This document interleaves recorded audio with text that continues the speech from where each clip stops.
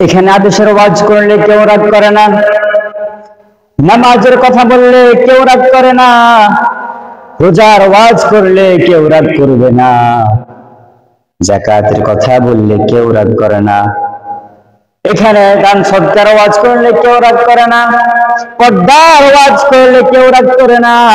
যখন আমি বলি এই সমাজে সুদ চলবে না, ঘুষ চলবে না, অন্যায় অপরাধ চলবে না, এক শ্রেণীর মানুষ সঙ্গে সঙ্গে তখন মন খারাপ হয়ে যায়। আমি আর একটু ক্লিয়ার করে বলছি, ইমাম সাহেব যখন মসজিদে খুতবা দিবে তখন ইমাম সাহেব বলল, মসজিদ আল্লাহর ঘর, কোনো মানুষের ঘর নয়।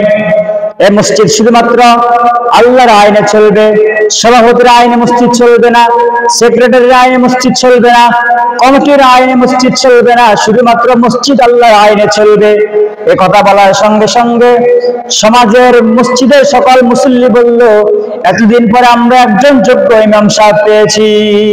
পরবর্তী ইমাম সাহেব আবার বলল, শুধু মসজিদ নয়, শুধু মসজিদ নয়, সারা বিশ্বের সকল কিছু আল্লাহর আইনে চলবে। এই কথা বলার সঙ্গে সঙ্গে বামপন্থী কিছু মুসল্লির মন খারাপ হয়ে যায়।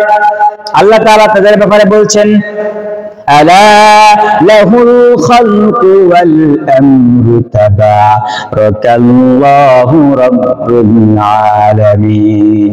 সৃষ্টি যার আইন চলবে তার, দুনিয়ার কোন মানুষের তৈরি করা বিধান দিয়ে, মানুষের তৈরি করা মতবাদ দিয়ে, মানুষের তৈরি করা সংবিধান দিয়ে কি রাষ্ট্র চলতে পারে না। আল্লাহ তাআলা বলছেন, আফাতুমিনুনা বিবাদিল কিতাবি ওয়া তাকফুরুনা বিবাদ।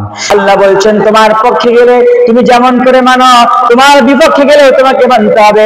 তোমার বাবার পক্ষে গেলে যেমন তুমি খুশি হয়ে যাও, তোমার বাবার বিপক্ষে যদি আল্লাহর আইন যায় সেখানেও তোমাকে মানতে হবে।